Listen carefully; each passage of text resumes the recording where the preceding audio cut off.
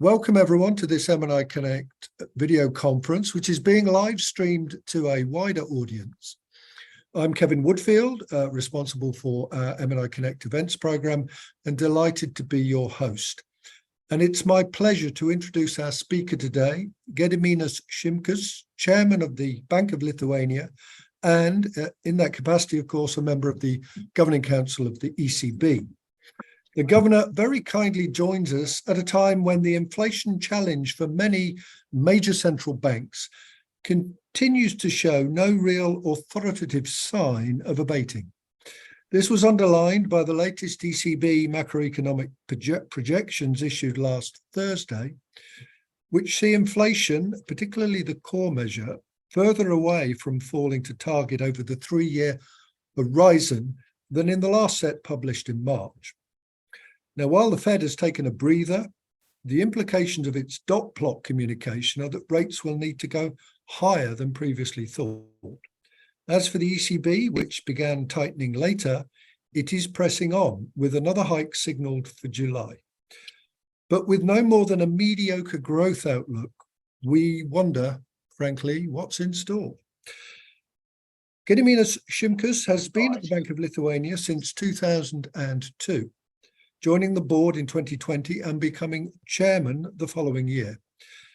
His experience has taken him across the major functions of central banking, from monetary policy analysis and decision-making, through macroprudential issues to banking supervision and financial stability. He spent 2 years at the ECB a decade ago in its Financial Stability Directorate and was subsequently the Bank of Lithuania's representative on systemic and financial stability committees in Frankfurt. It'll be fascinating to hear the governor's thoughts on the economic developments in the euro area, the recent trends, lessons learned, and the challenges. We thank him very much for being with us today. This MNI Connect event will run for up to 1.5 hours. The governor will make some opening remarks for 15 or 20 minutes, and has kindly brought along some slides to illustrate his comments. We'll then move to questions and exchanges with our panelists, who can come in by raising the usual virtual hand to get my attention, or raise a question via the chat function. And when not speaking, we ask you mute your microphones to minimize background noise. This event is being live streamed to a much wider audience who are listening in, and I welcome you all. And everything discussed here is public and on the record. So thank you everybody for your attention. Thank you very much again, Governor, and over to you. Thank you, Kevin, and good afternoon to everyone. So let me start sharing the slides. If you give me a second.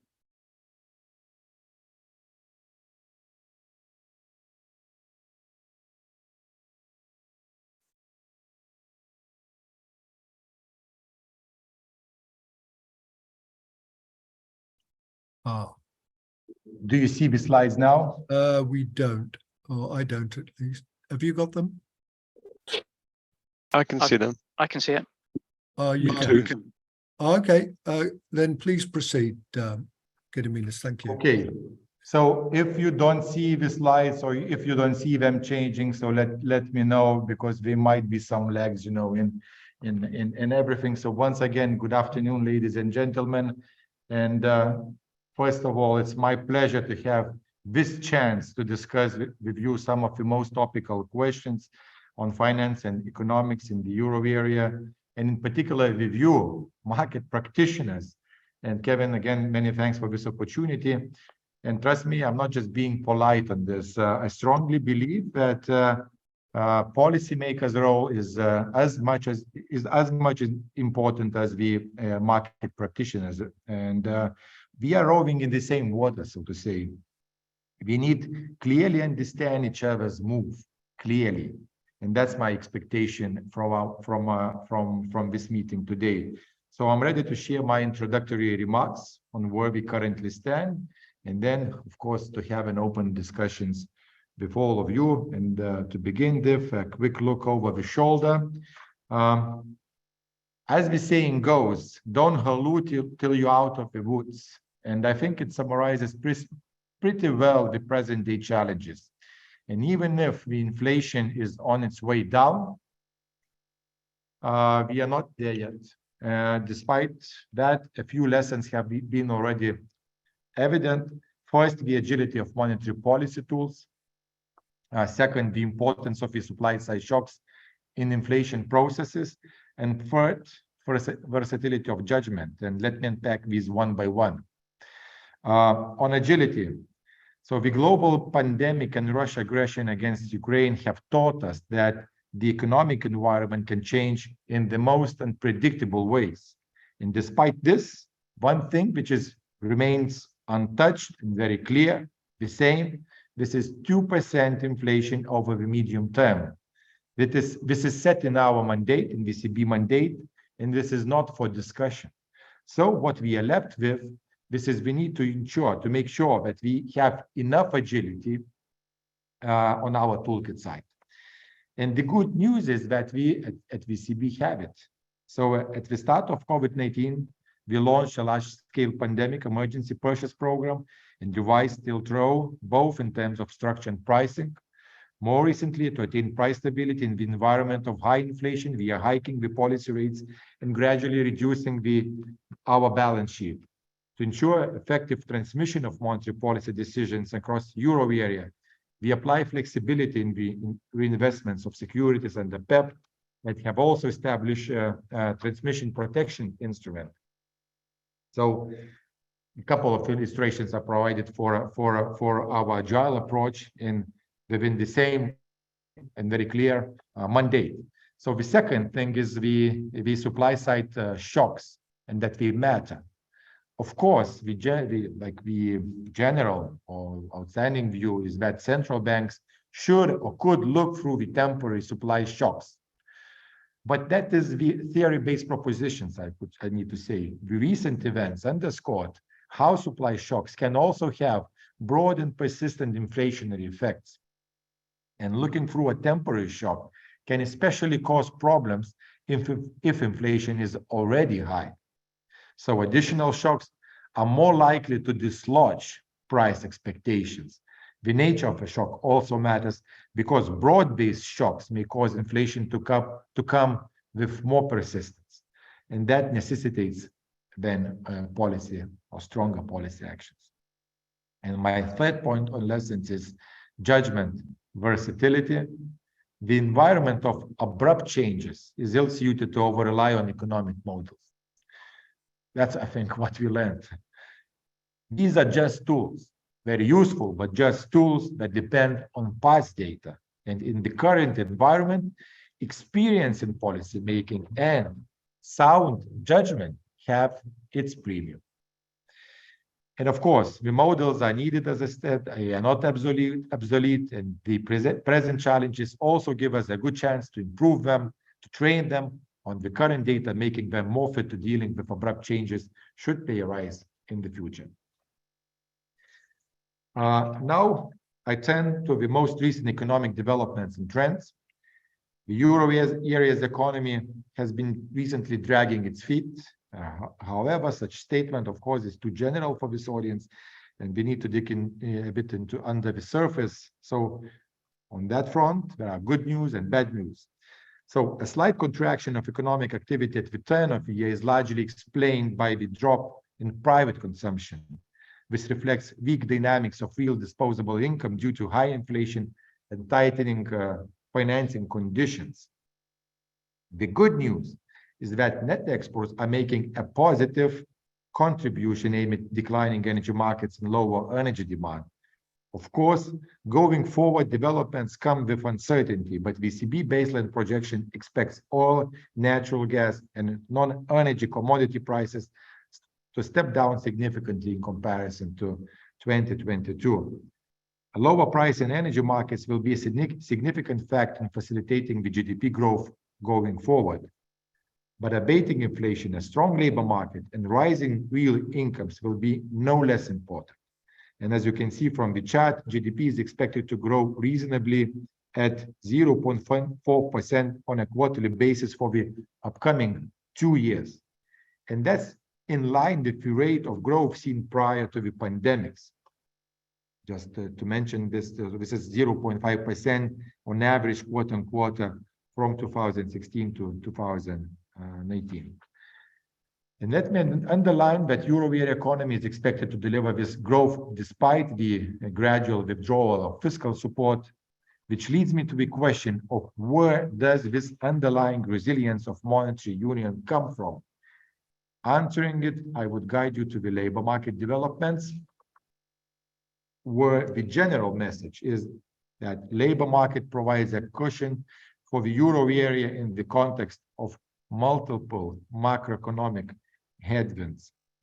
And let me illustrate my point with a few simple statistics. First, in the first quarter, employment increased strongly, rising by 0.6% compared with the last quarter of 2022, despite a slight decline in real GDP. You can see the green line on the chart for this. Meanwhile, the unemployment rate stood at its historic low of 6.5% as of latest data, and that is rather surprising given the current phase of the business cycle and ECB tightening measures. Despite being at its historic low, unemployment rate is projected to decline even further to stand at 6.3% in 2025, and the declining red line denotes this on the chart. Such labor market serves as the basis for strong and more resilient consumption going forward. And that's particularly important as government support measures are going to be reduced. However, the resilience of the labor market is a double-edged sword. While providing a cushion to the real economy, it's also putting upward pressure on inflation, which I want to discuss further. And the first message is that headline inflation is projected to dissipate. The decline, as we can see from the chart, will be primarily driven by the energy component due to lower energy prices. The supply side bottlenecks that are gone since China's reopening are not expected to resurface until the baseline scenario. And the base effects, of course, will also play their part. Food price inflation is expected to remain elevated. This is mostly due to past energy price increases reflected in food prices with a lag. However, as we can read from this chart, food inflation is also expected to dissipate as we approach the end of the projection horizon. Second, and that's another positive development, inflation expectations are anchored around our 2% target. It is important that both ECB and market expect inflation to return to levels close to 2% goal in the medium term. And but again, another but or however, as we do say in Lithuania,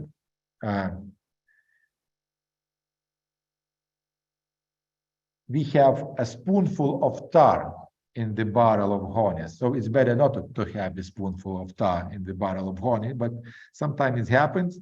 And the tar is, in this case, obviously is the core inflation. And as you can see from the table, there is a significant upward revision of core inflationary pressures for both this and coming year. Specifically, core inflation is expected to be 0.5 percentage points higher than what it was projected in March, and it's related to projected labor market developments. Remember, I described the strong labor market as being a double-edged sword. So on one hand, due to its tightness, wages are projected to grow at rates well above the historical average, and this reflects inflation compensation as well as the increase in wages. On the other hand, the growth of wages is helpful in preventing the purchasing power from further declines. And this also means that private consumption will make a positive contribution to GDP growth going forward. The central bank's job is to focus on inflation. And let me remind you that currently we follow a data-driven monetary policy decision-making approach. And my interpretation of the data is that inflation is going to be more stubborn too. Okay, and the main challenges ahead. So in the short run, the sticky element of inflation poses a predominant challenge. The medium term, the further increase in geopolitical tensions is a significant risk. It has already been on the rise over the recent time and is in particular important to take notice of. For Europe, the smooth functioning of global value chains is of paramount importance, and fueling of tensions across them would pose a significant risk to the outlook. Over the longer run, there are structural challenges that are hard to reverse: climate change, efforts to shift to a carbon neutral economy, and the emergence of artificial intelligence are just to name a few. And these affect productivity and in turn the natural rate of interest, requiring a careful monitoring. Monetary policy is a lot about communication, as we very well know, and communication, of course, is a two-way street, but actually is a four-way street, because what you say, what you think is not exactly what you say, and what you hear is not exactly what you understand. Therefore, we have, that's very human. And to kick off the exchange of the views, let me end up with the question that I'm particularly interested in. So market participants see ECB getting its inflation fight just right, as you can see from this chart. The tightening is expected to reach neither too far nor too short. So we seem to be on the same page. But for me, it's quite hard to understand why markets expect the easing cycle to kick off early in 2024. So it's because you project upcoming recession, or you expect an even more rapid decrease in inflation to our 2% target. So I would expect to have a somewhat better understanding on where you stand on that after our conversation soon. And with that, I'm ready to start, or to kick off, or to start our frank discussion. Thank you. Governor, thank you very much for that helpful overview. And if you could take your slides down, Just we will then commence. And I invite our audience to raise their hands. And please also bear in mind the questions the governor asked there about why markets expect the easing cycle early in 2024. What are the factors behind that? So with that thought, I'm going to move to Chris Crow. Chris, please come in. Thanks, Kevin, and thank you, Governor, for a really interesting presentation. My question was, I think you said that you saw some risks of more persistent inflation, perhaps relative to the ECB's sort of base forecast. And I'd be interested in hearing sort of what factors underlie that view. And since you asked a question as well, I mean, I guess my answer would be, certainly in my case, I can see a risk of rate cuts coming in early in 2024, and that would be driven by a view on the global outlook, including the ECB, the kind of growth outlook and recession risks. Not necessarily a very ECB specific, Euro area specific story in my case, at least. But yeah, thank you. Yeah, so let me start answering the question. So I would say that if to name one factor which drives the inflation to be more persistent, this is that comes beyond the supply shocks, or which is the very unique, so to say, I would say, the unique point of our situation, or of our economic development, where we have a stagnating, not growing, or actually decreasing, the currently decreasing Euro area's economy the last quarter, the last quarter last year, the first quarter this year. And we do have also very resilient labor, a very resilient and actually active labor market, with employment growing, with unit labor cost growing and with unemployment going down to record lows. I understand that the wages is to some extent the lagging indicator, and the inflation picked up very quickly. And it took some time, for wages to react to the so to say to the drop of real purchasing power. But it reacted, and we saw it from the numbers that wages started growing, and now it's 5.1% growth the first quarter, projected to grow even more in the for on average for this year, again close to that next year. I'm a bit afraid that we might underestimate the importance of the wage growth, and therefore I think this, as I said, there are many factors why we could see the inflation being more stubborn, as I said. But one most important, I would say, this one, and this leads to the more sticky inflation in ahead. To name another one. So what we saw, of course, it's very, very clear. We saw a sharp drop in energy prices, and this was very well reflected in the decrease of inflation. But again, the energy prices went down pretty quickly. Actually, not so long ago, they were at the levels, at the pre-COVID levels, and they increased again. So the prices are very volatile. So we saw them higher, we saw them lower. So I can't exclude the risk that we could see the increase of energy prices going up a bit more than we expected, maybe not to the levels that we've seen before. And this forms in my eyes another source of risk for persistency in inflationary pressures. Thank you very much. Chris, do you want to come back in, or are you happy with that? That's great. Really interesting. Thank you. Okay, thank you. I'm going to move to Marco Stringer. Marco, please. Thank you very much for the presentation. And really interesting the comments about the labor market. Before my question on your why the market is looking at cuts at earliest 2024. Yes, probably that is global condition. I think it's too early for the ECB. Labor market is very tight, and I don't expect the ECB to cut so early.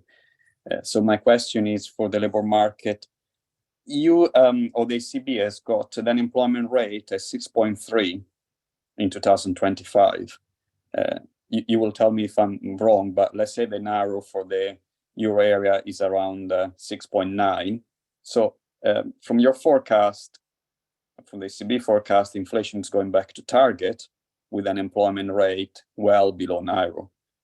So how does that work? Is that credible, or do you think that higher unemployment than currently we have is necessary to bring back inflation to target?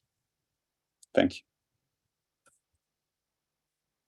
So thank you, Marco, for this great question. It's really great indeed, and it's tough because that's the question I ask myself. But I do find an answer, and the answer is, I would say, is a complex. So I would name at least 5 factors that help me thinking how in this very active and resilient labor market environment we could see decline, and basically decline of inflation and core inflation close to the 2% inflation target by 2022, or actually if we take not the average annual but just annual inflation, basically close to 2 by the end of 2025. First, mechanistic base effects.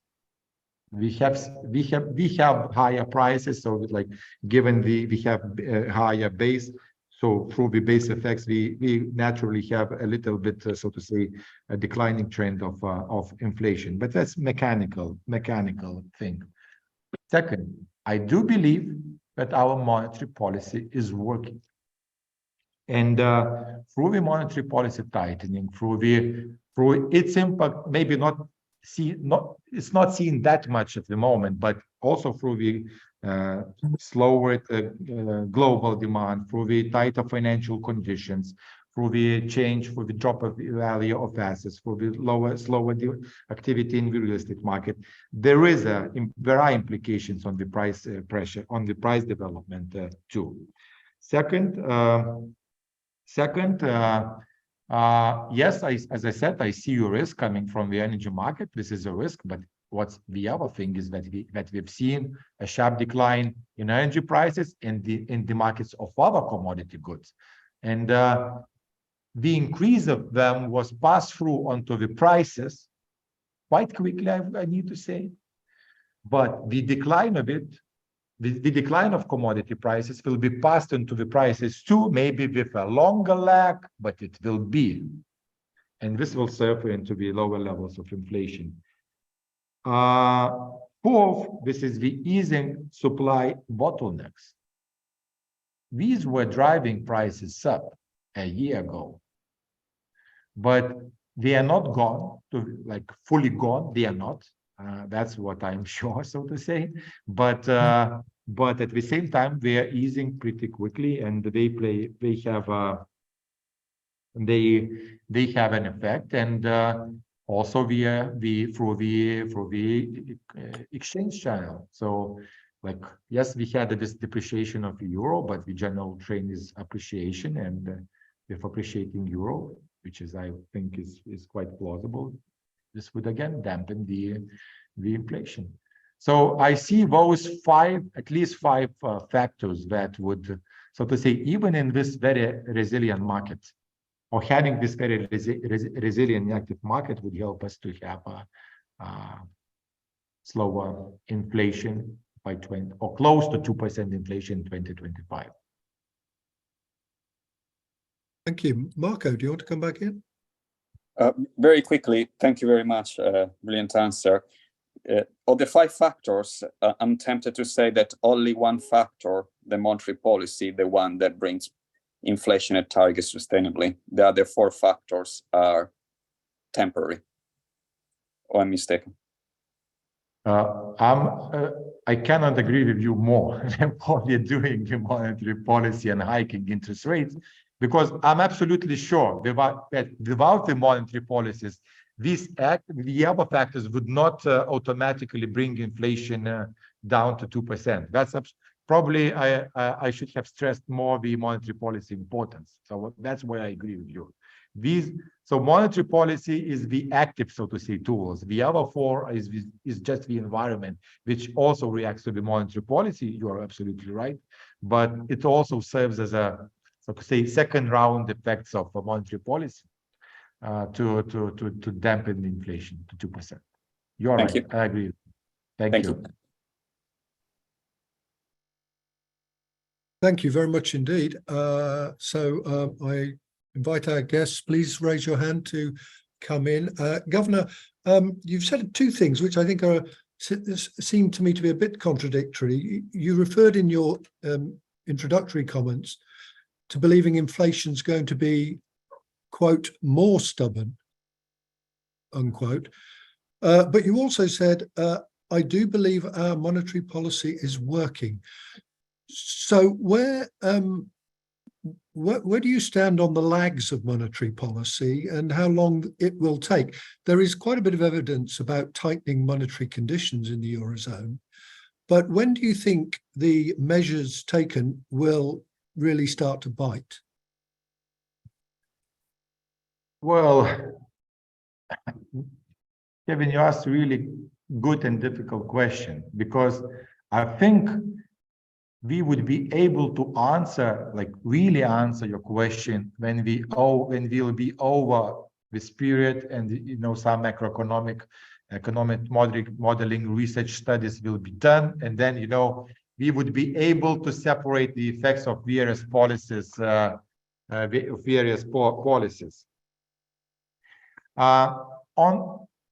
there are various channels through which monetary policy work, but I guess you asked about the effect on the globe, on the demand and how it comes through the economy. The point here that monetary policy is not the only actor. And we do have fiscal policies, we do have tax policies, we do have structural policies, all other policies, which some of them are helping, some of them are not helping. So to disentangle the effects of various policies is quite difficult. It's like being like in the mid of the action. But what I can say, I'm pretty sure, very much sure, because I still think that I think that the economic theory holds that when you had negative interest rates, when you started tightening, normalizing to the neutral rate, and then you went further, there is no other way just to have impact on the economy, maybe with some lag. And this lag may be up to 2 years. But I can't exactly tell you that we're going to see after 2 years or after 18 months, because we already see a contraction of the euro area economy in the last quarter of last year, first quarter this year, 0.9 projected economic growth, so slow economic growth for this year, 1.6 against lower economic growth when it was projected in the March for next year. So I believe that this is the expert judgment evidences of the effect of our monetary policy onto the economy, maybe not to the extent that you would see a little bit into the future. But having said all this, what we clearly see of monetary policy working, so this is on financial conditions, which is very clearly tightened, and this is on the prices of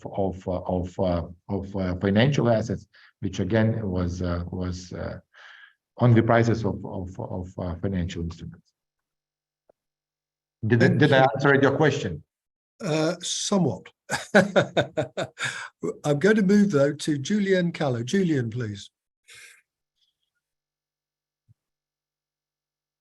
Yeah, no, thank you very much, Governor. Very interesting discussion. So I'd like to try to address a little bit your question to us, one of them, which was how to rationalize the market expectation of an ease in ECB policy rates during next year.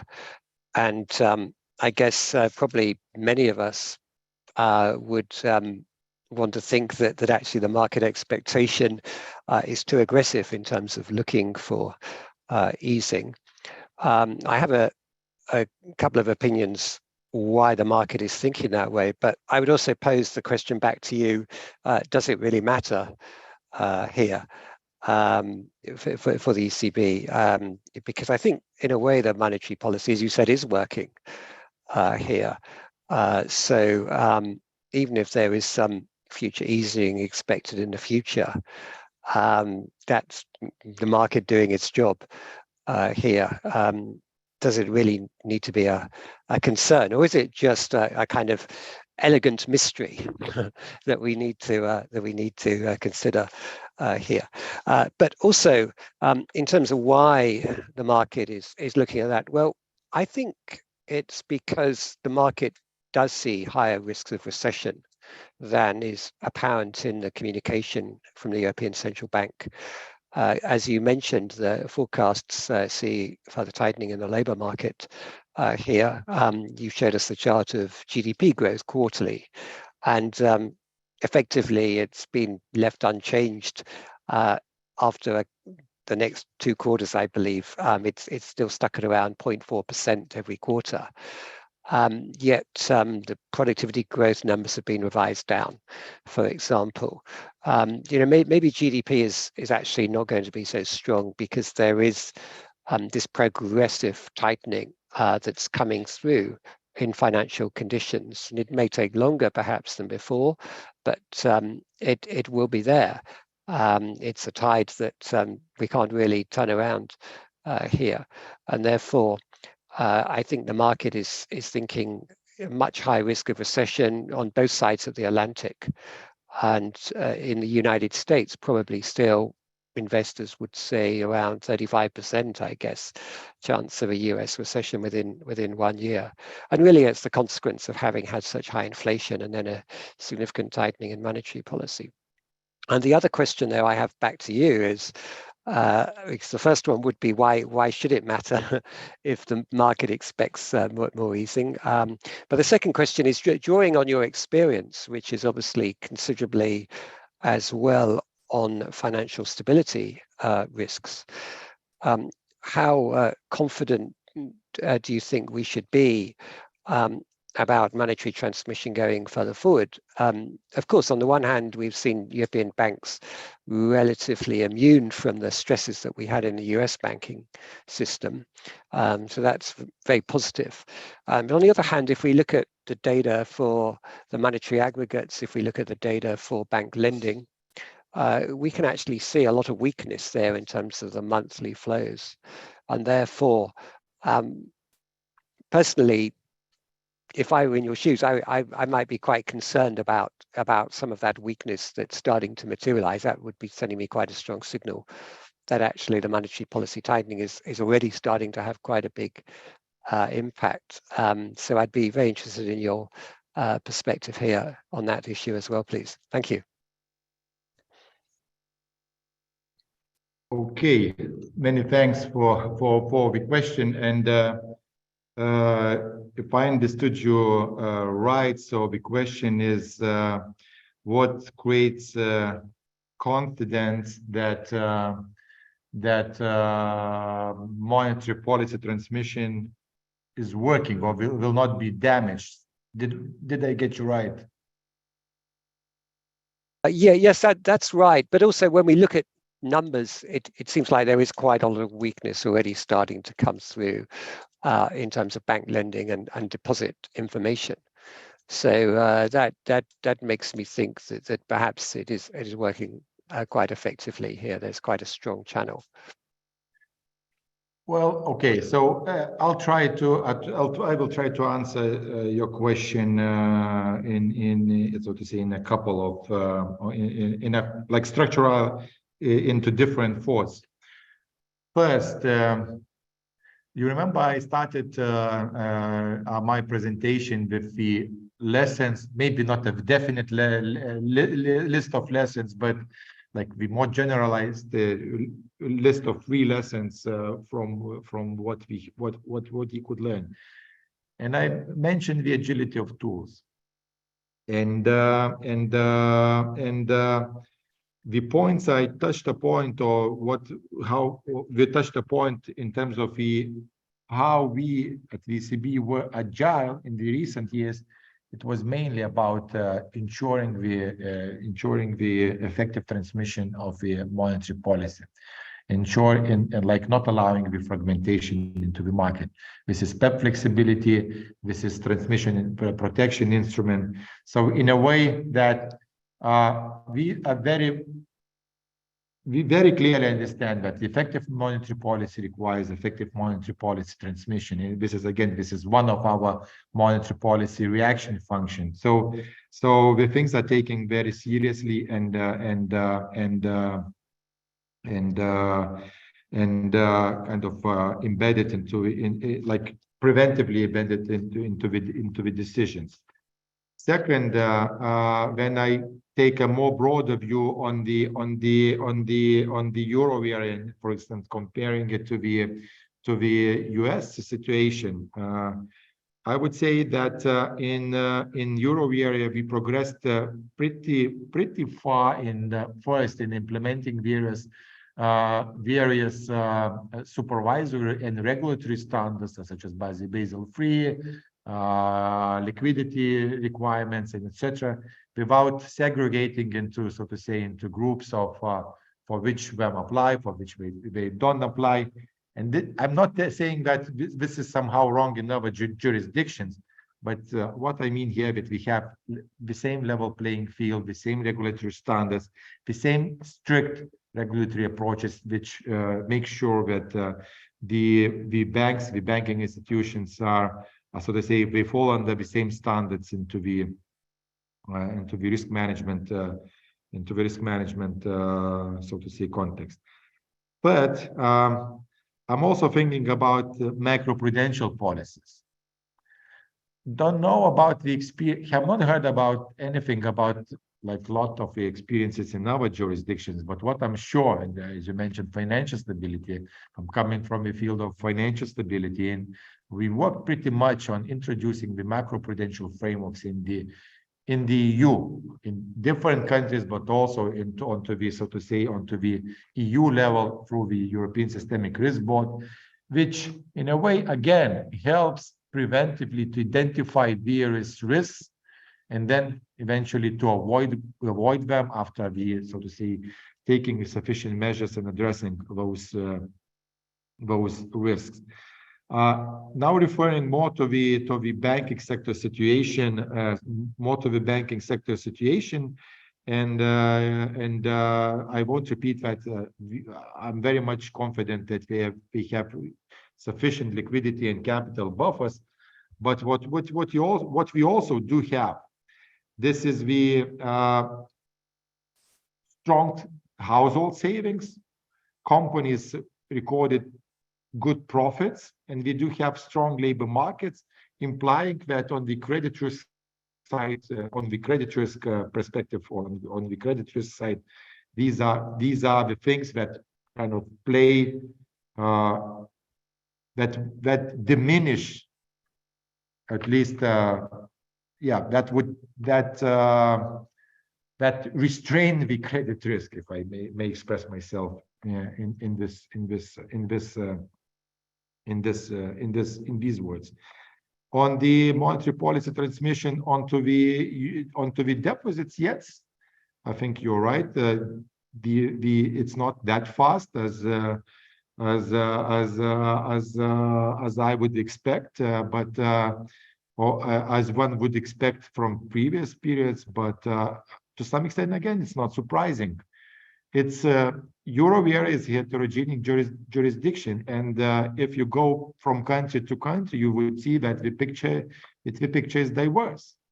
So, for instance, in my country, we do have pretty fast growth of term deposit rates, but on the other hand, 85% of deposits are in current accounts for which banks don't pay anything. Meaning that even if it's pretty quickly transmitted into the term deposits, but need to admit not to the extent as the DFR went up, but this does not have an effect on the funding cost of the banks in Lithuania. Across the Euro area, yes, like generally, I would agree that the pass-through to the deposit rates is slower than DFR, but it depends. It varies across the countries, and in countries where deposits were growing faster, this transmission is slower.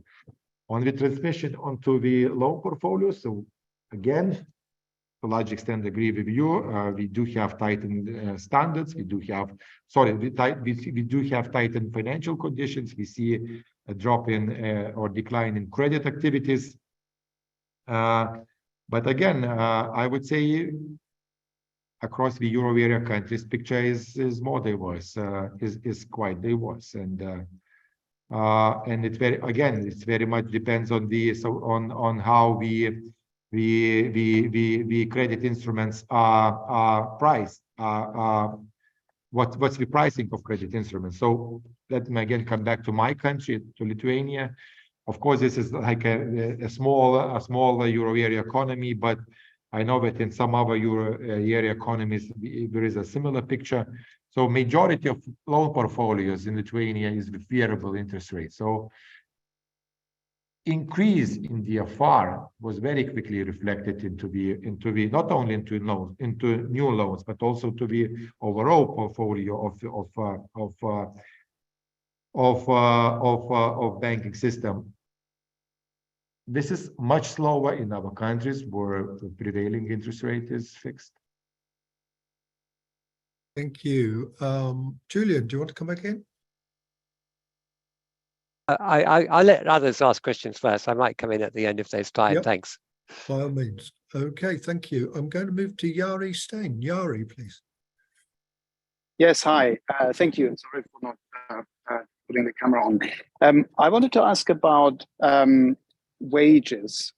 So pretty clear that wage growth has picked up significantly, but there seems to be a range of views on the Governing Council what is driving the pickup in wage growth and then what it means for the inflation outlook. So it seems that some people think it's merely catch up, that you basically that workers are just catching up with high headline inflation, and it will then wage growth will go away as soon as the real wage has gone back to the pre-war, pre-COVID level.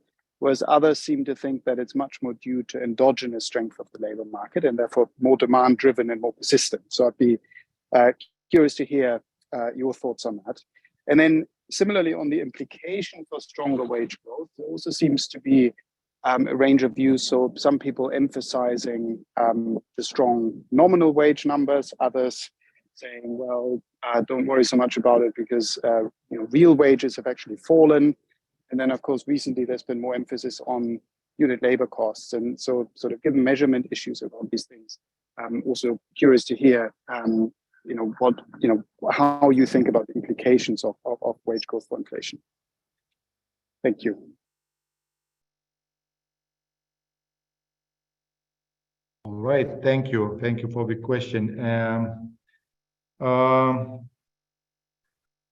On wage growth and what drives it, let me try answering the question in like this. So, as I already said, labor market is very tight, and no one should be surprised that in this kind of situation, when you have that high inflation, workers and trade unions would request compensation for the drop of real purchasing power. To some extent, I would say that we started seeing the pickup in wages pretty late. Maybe I said it's too strong, but later than I expected.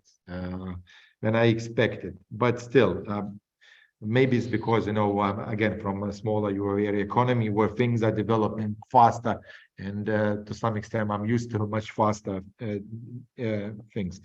But labor market is tight, is really resilient, and employment is going up. Real purchasing power has dropped, and only then wages starting growing up.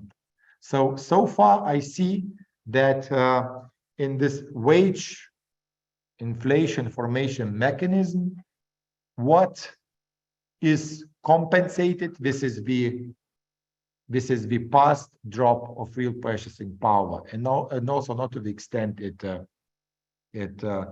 dropped. It may increase to some extent, or actually it may continue. But if I look at the ECB projections, so for instance, we see that with the decline of inflation, and if the survey-based inflation service or inflation expectation service, which shows that in the medium-term inflation expectations are anchored at 2%. So I think it's very natural to expect that the wage growth projections would diminish over time, and actually this is also reflected into the ECB projections. Although as already also tried to explain, I'm a bit, so to say, I'm a bit, I would say it won't work that fast as maybe some people would believe. On the unit labor costs, so these are driven by wage increases and low productivity, and yeah.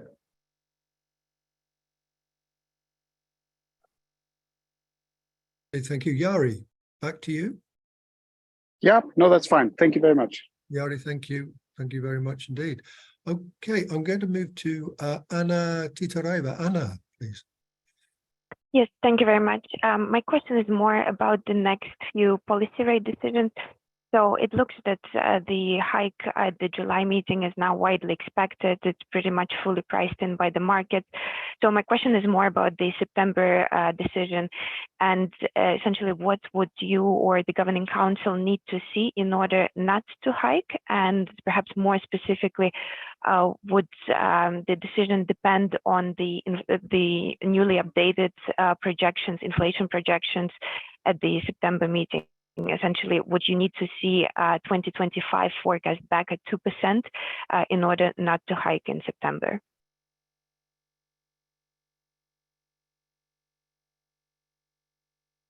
Yeah. So before coming to, so no,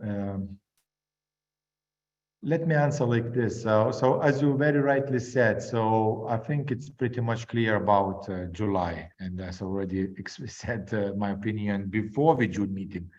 I was thinking that we need at least 2 hikes. So for June and July, you know, to at least at that time, on the basis of that information, to cage inflation to 2% in medium term. What regards the September's decision, let me express that way that okay, so you are right that you are right that we're still 1 quarter away from September, and it's not only macroeconomic projections that we would see. So macroeconomic projections is the staff view, so to say, is the staff estimate of the economy. It's one source of information together with the economic information, financial markets information. So it's just a piece of information. But as I already said, judgment is also has its premium in this very, so to say, in this very uncertain environment.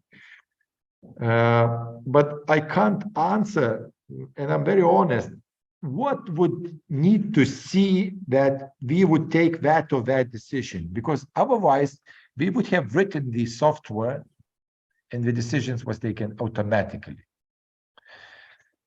What I do clearly see, that inflation is more sticky than we expect. In a way, we are in a marathon. We are running marathon. We made some sprints. We slowed our tempo because we are getting a bit not tired, but it's closer to the finish, and we need to save our strength. What happens here? That the finish line is moved ahead, moved forward, and that's, you know, we need, so in our determination is to be that we need to provide very credible monetary policy to make sure that we, by all means, we will fulfill our mandate. We will make sure about the price stability, and we'll get inflation to 2% target. So having said all this, I would no way be surprised, considering September hike in September, even with any major change in the data, that would surprise us again. Of course, if you see more stubborn inflation, more persistent inflation, this would serve as an input into that thinking, or you would see a clearer, so to say, deceleration in inflationary pressures. This would kind of change my tone. But it's not only about the current inflation, it's also about the inflation outlook. It's very much about core inflation. And I would say that in summer, I can't say it peaked. It may still peak.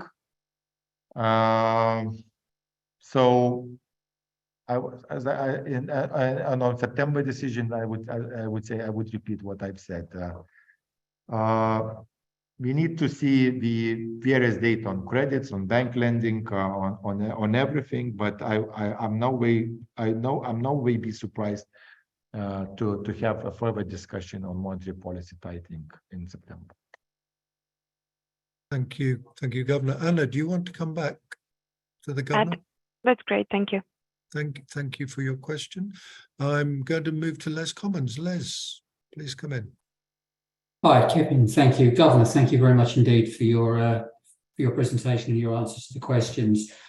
Slightly going off at a tangent, but not really. When it comes to the balance sheet, obviously with the TLTRO repayments coming up in the next week or so, going on to 30 billion a month on reinvestments, not going into the APP. So over the next year, with next year's TLTRO reinvestments, probably the best part of trillion and a quarter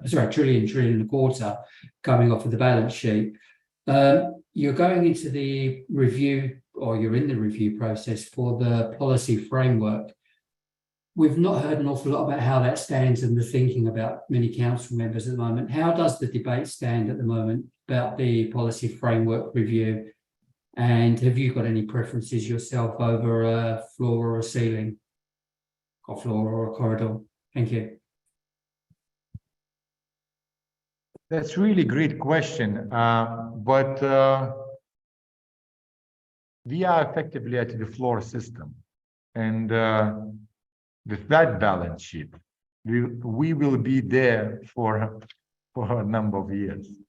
I mean, I think that's very clear. And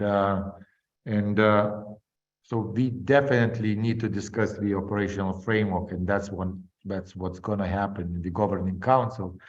But given that that there are things to decide, but there are some things that, like what's happening in real life, I don't think that I would limit myself now saying that I'm in preference of this or that. I understand being in the floor system for some time into the future, and I'll be looking for upcoming discussions in the GovC and to decide. But this is, again, I mean, we are at the floor system, whether we want it or not. Thank you. Les, do you want to come back? No, I think that probably takes. I'm sure there is a follow-up in there somewhere, Kevin, but I'll leave it for someone else. Think about it. Okay. Yeah. All right. Okay. Yari, your hand is up. I don't know if that's a legacy or you want to come back in. Sorry, legacy. A legacy. Okay. Julian, would you like to come back in?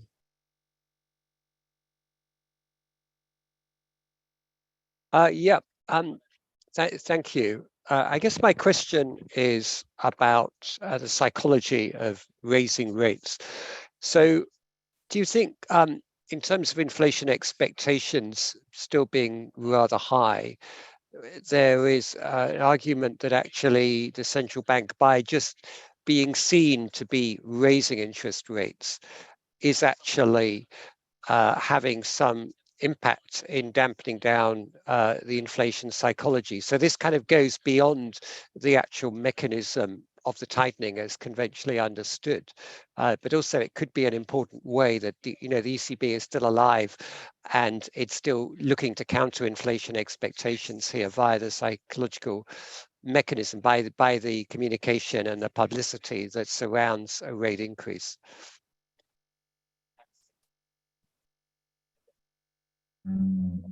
First, to begin with,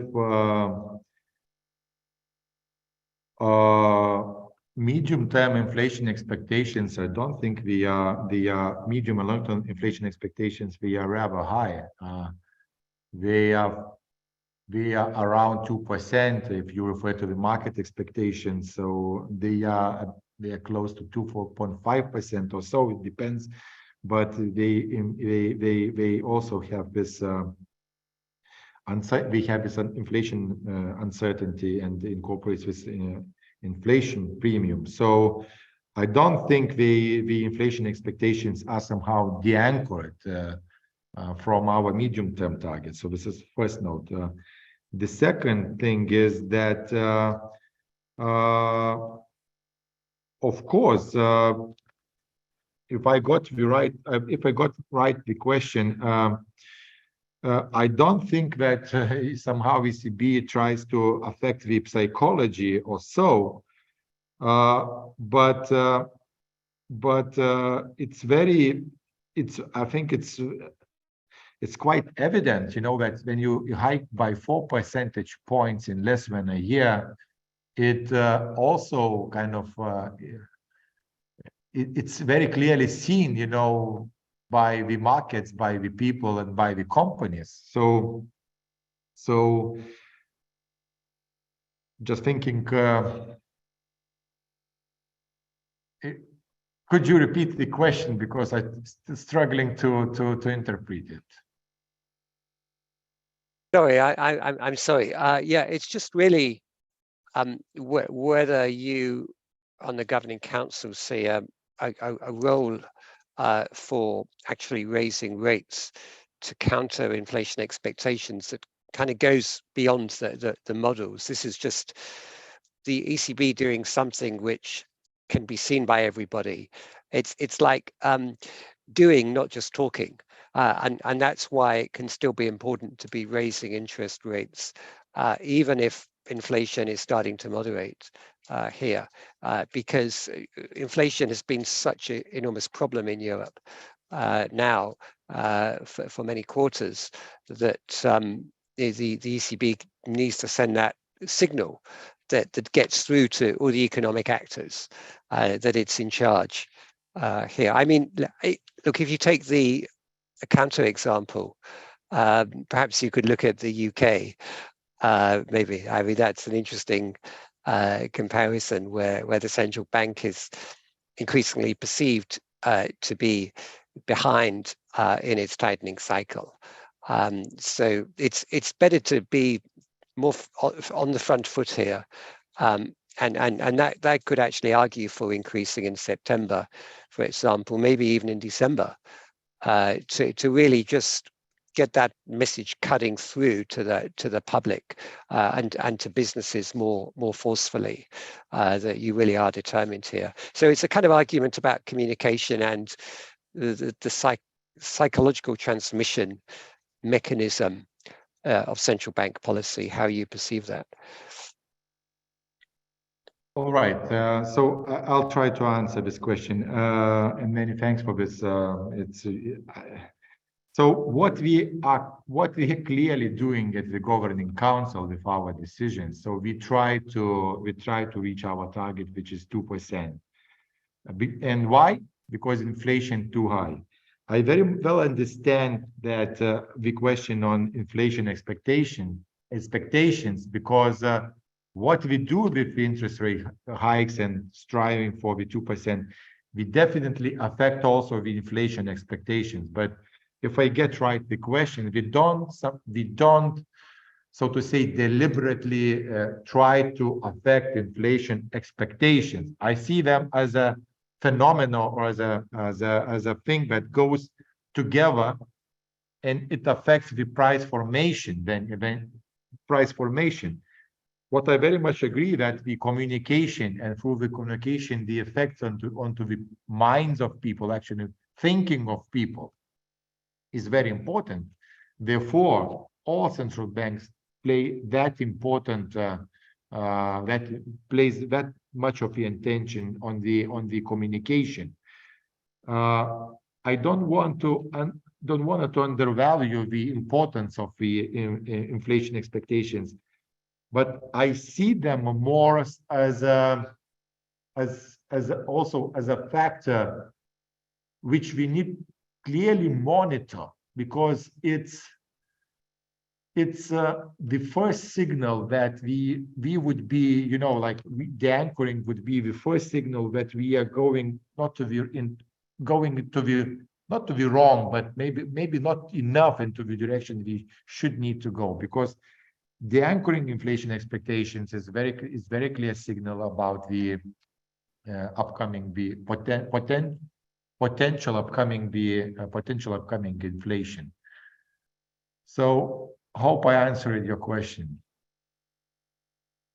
Okay, thank you. And I'm going to move actually to Brian Martin, who's been very patient. Brian, please come in. Good afternoon, Governor, and thank you very much for your very interesting discussion that you're hosting this afternoon. I have a couple of questions for you, if I may.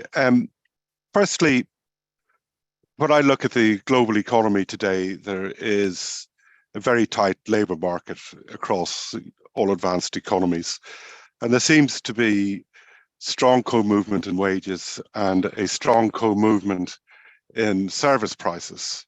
How much weight do the ECB put on what's evolving globally in terms of wages and service prices as an indicator and, you know, part of the analysis as to what might happen to European inflation in the future? And my second question is different. It relates to fiscal policy. A lot of the pandemic fiscal measures in Europe were financed via the PEP program. Yet, with an inflationary environment that we have at the moment, there is no intention really to unwind that anytime quite soon. Would tampering or would reducing PEP reinvestment in that be a way of, say, forcing a tightening in fiscal policy in Europe, potentially, that could reduce inflationary pressures? And is that something that the ECB would consider if inflation proves to be persistent? So on PEP investment, let me start with this. So thank you for the question and for two questions, and let me start with the second. So on PEP reinvestment, I think we do have very clear forward guidance on this. So they are to be reinvested until 2024. And what's even more important, that the PEP investment flexibility also works as a tool ensuring the monetary policy transmission. So I wouldn't go into the area of PEP investment before we so to say we discuss before we would have discussed what could we do more on APP. Of course, investments are ceased, but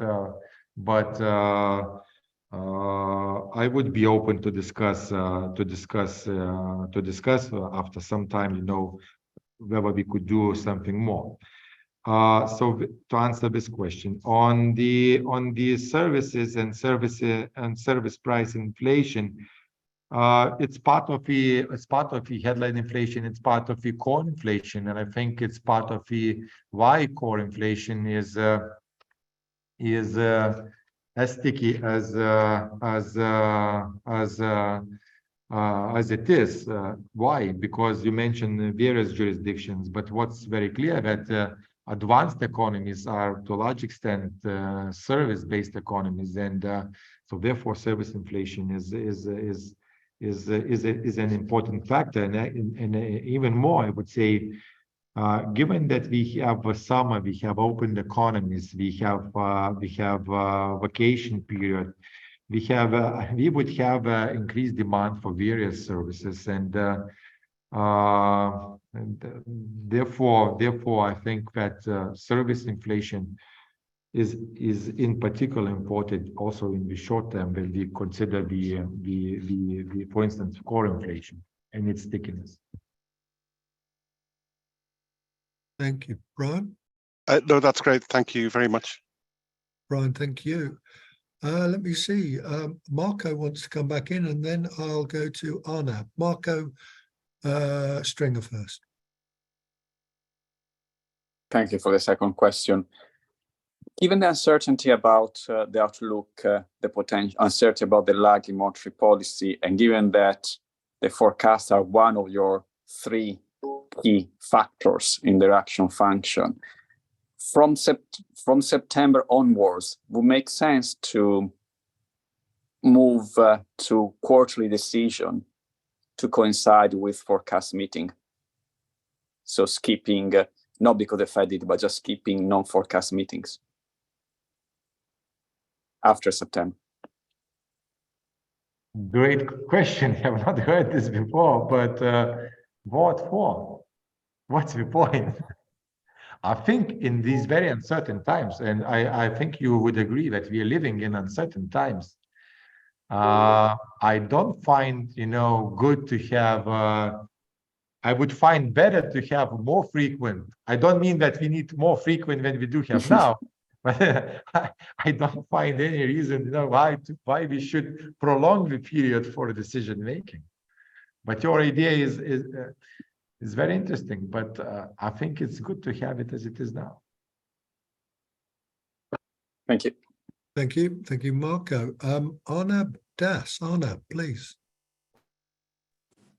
Thanks very much for the excellent discussion. I have, 4 unfair, interrelated, more structural, thematic questions, if I may. So first, do you think that we are heading, after the current round of inflation is dealt with, one assumes successfully, after the appropriate period of time and lags and so forth, do you think we're heading back into a structurally low inflation, secular stagnation kind of environment, or are we in a somewhat higher or significantly higher inflation and therefore tighter monetary policy regime? And in that context, I guess you could say that we are facing a lot of structural change, geopolitics, you mentioned, nearshoring, friendshoring, et cetera, right? So we might be in a more supply constrained and relative price shift or shock driven kind of environment than we had been used to. Do you think that is the case? And do you think that should change the ethos of monetary policy at all? And if so, how? And in particular, what do you think of this debate about the 2% inflation target versus the 3% or whatever other number to allow more flexibility for prices or conversely, I suppose, to allow more room before hitting the zero lower bound or the effective lower bound?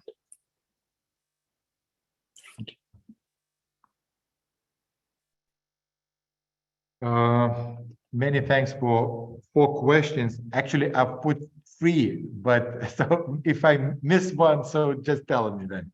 But I put 2 of them together actually. So okay, good. So on this 2% inflation target, in Lithuania, we do have a saying: "Don't change a horse when you are in the middle of a river." I think this very clearly explains my position on this. Why should we change the 2% inflation target? A couple of years ago, we reviewed our monetary policy strategy, and we defined the target very clearly and even better than we used to have before. But it was close to a 2% target. Is it just?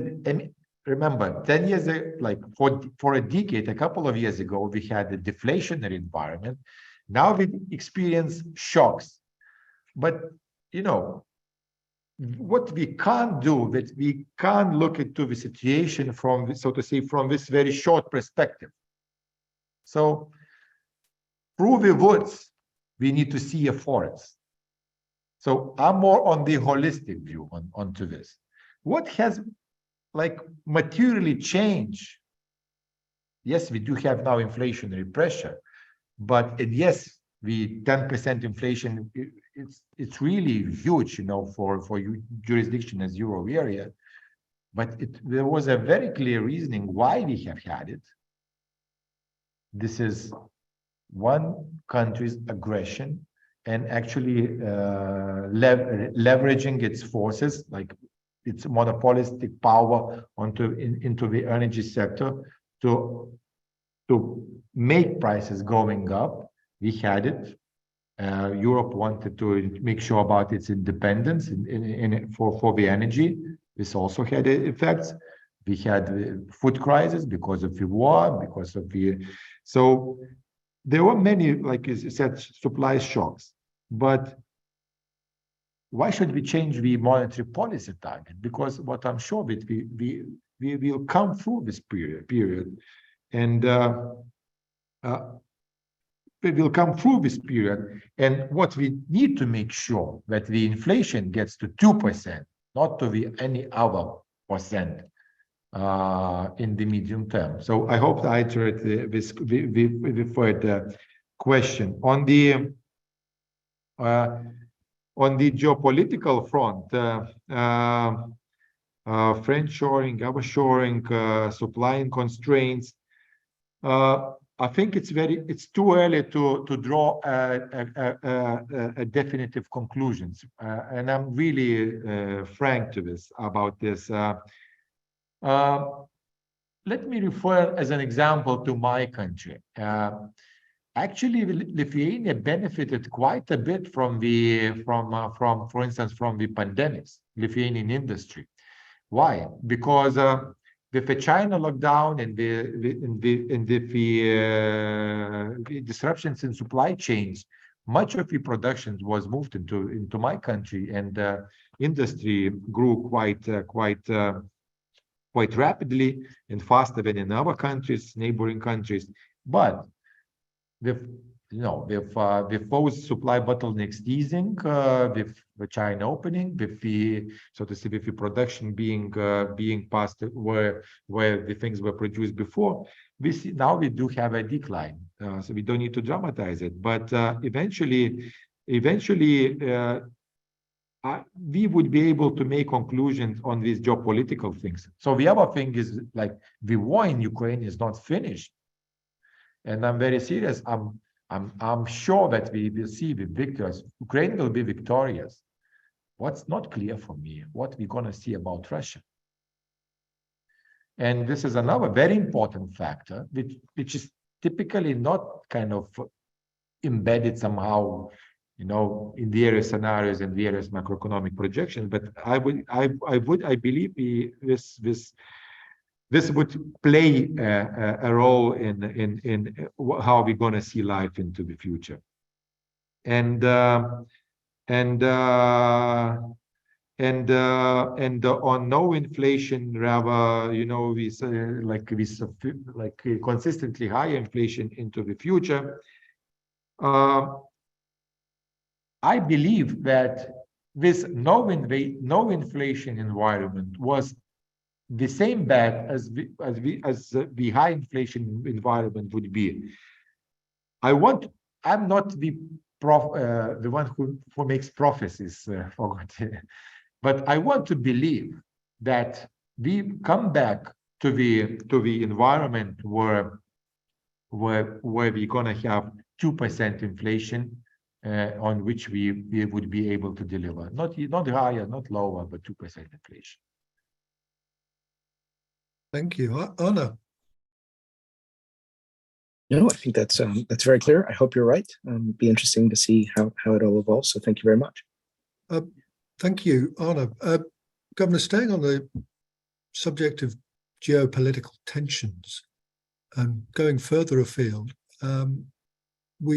I think we're reading about Chinese car exports, and auto parts, particularly electric vehicles, now taking over from Europe, or certainly threatening the traditional dominance of Germany. And we have over in the United States the so-called Inflation Reduction Act subsidizing a lot of the green technologies of the future. How concerned are you that this somewhat squeezes Europe in a competitive sense, and what might be the response to it? Obviously, this maybe falls more to the fiscal policy side, but as the topic is the prospects for the Eurozone economy, and I think you're hearing in response to your question as to why the market is anticipating rate cuts next year, early next year, is because perhaps it is seeing a greater risk of recession in the Eurozone. If you could share some thoughts on the global competitive situation for the Eurozone, not least for Germany. Yeah, that's a difficult question, like 1 billion question, I would say, if not even more. But to take more, so to say, more structural view, not more holistic point of view on this. Countries or jurisdictions are competing for ages, right? So there is nothing new. There is nothing new in this on that front. So you mentioned this Inflation Reduction Act in the US. I don't know how much was you rightly mentioned, not that much on the inflation reduction, or more on the competitiveness.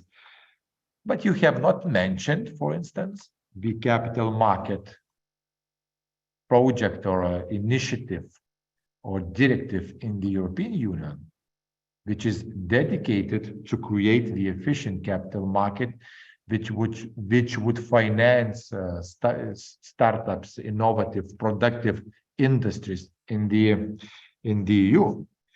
Another important thing in that direction is these RRF funds, the EU funds, which are the funds that are deliberately created to finance concrete projects in various EU countries, to increase the digitalization, the effectiveness, the productivity, to enhance the orientation to the green economy, and so on. So this is second thing, and then on even broader scale. So what we need for the EU and for the US and for other parts of the world, this is the rule-based system that ensures fair competitiveness. So in a way, they need to compete in a fair manner. Not a big expert on this, but various acts, and competing forces try to so to say to promote somehow their own businesses instead of kind of co-working and moving together, because this is helpful. This is more productive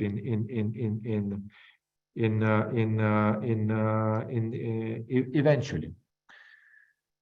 So you answered broad. You ask broad question and give you broad answer. Sorry. No, I fully accept that it's a question that is perhaps too big.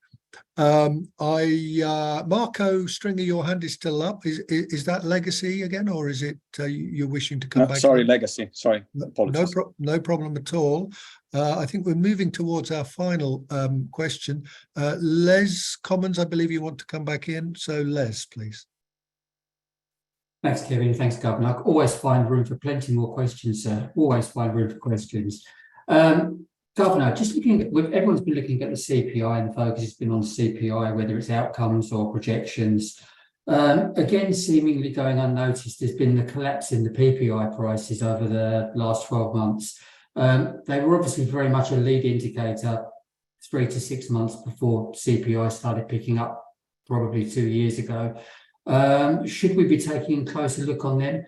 I mean, certainly as they're going to impact on manufactured goods inflation, and then perhaps even flow out from there. Thank you. Sorry, I will ask you to repeat, because I want to make sure that I get your question right.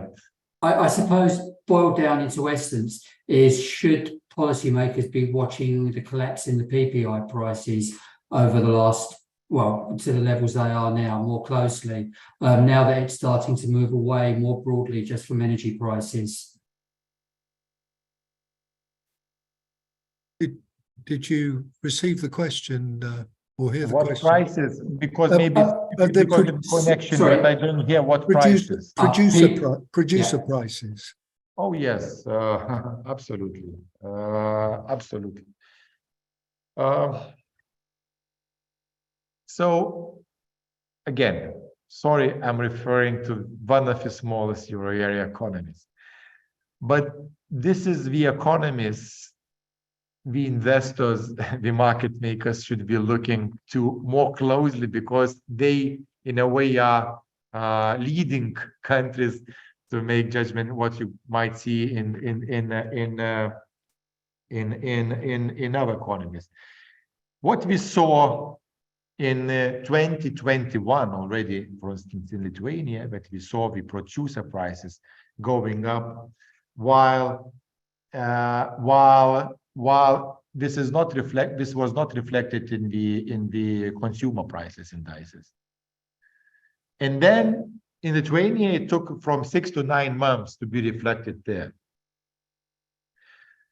And the same, maybe just with a little, I don't remember now exactly, but I think that was a little bit longer lag when the producer price in growth was reflected to, or started being reflected in the